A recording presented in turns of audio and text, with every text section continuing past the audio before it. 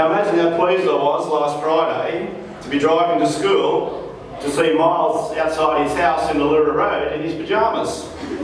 And I'm thinking to myself, oh, it must be Year 12 dress-up day today. Pyjamas. No, it's just Miles saying goodbye to his girlfriend. Guess what? Miles didn't come to school last Friday. Next slide. Next slide. Next slide. Ah, Connor, our great white hope. What a journey you've taken us on. But the only one who talks non-stop every assembly, every year meeting. I really guess you're just playing catch-up since Year 8. Colby's left ear and Casey's right ear are really going to miss you. Maybe you can speak to Harrison about that. Bella Maloof, maybe you can pass on the message to Harrison. The new power couple. Next slide.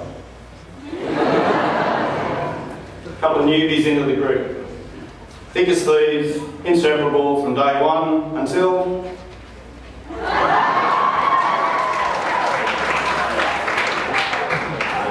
See, Holly Baker wasn't going to go on to Year 11. Year 10, she goes, Cherry, I'm not coming back. Year 11, no, I'm not going on to Year 12. Until, I don't know, some reason she just hung around.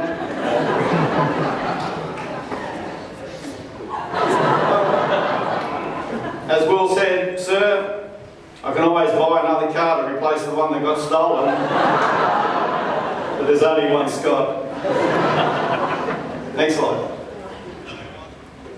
Now back to Brock's amazing HSC trial preparations. Here's Ibrahim, Burnett, myself going on about planning for your study timetable, wisely allocating time for each subject, practicing past papers, etc. And all Brock Reinhardt was thinking was plain timetables, connecting flights, practicing his Portuguese, and possibly going over his PDH notes.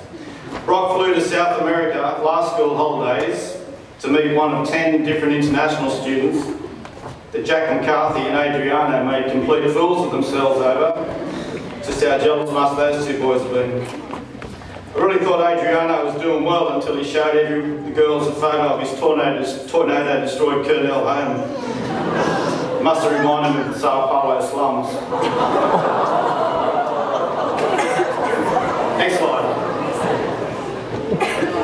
Speaking of the departed, Mr. Land Cruiser made such a great start to Cronulla High for about 2 weeks after he arrived.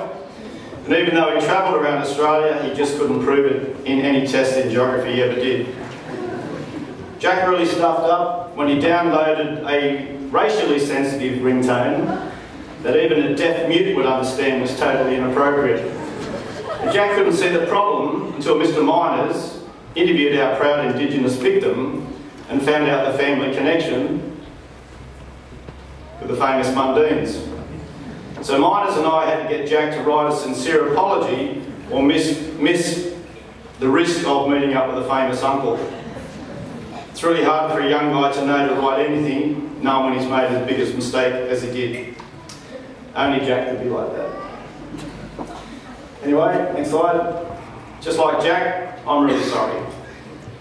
Not just to Alicia, I'm sorry. I'm sorry that I don't have a slide for each one of you.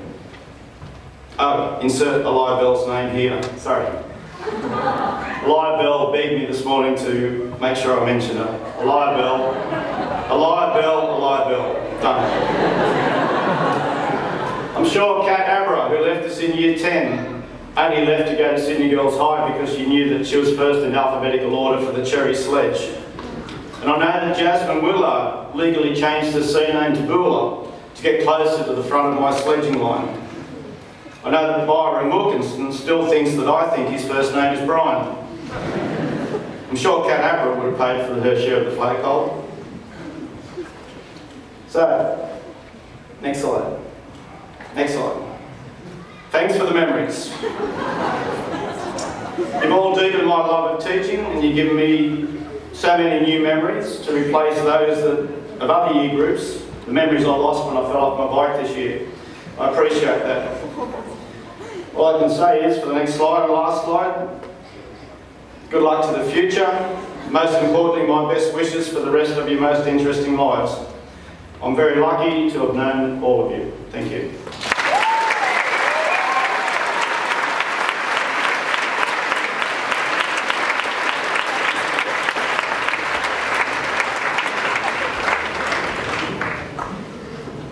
I'm not even going to try and follow that. I'll definitely pass that over to the captains and the vice captains. I'd like to welcome Harrison Madden and Lucy Ballenden, our captains, to this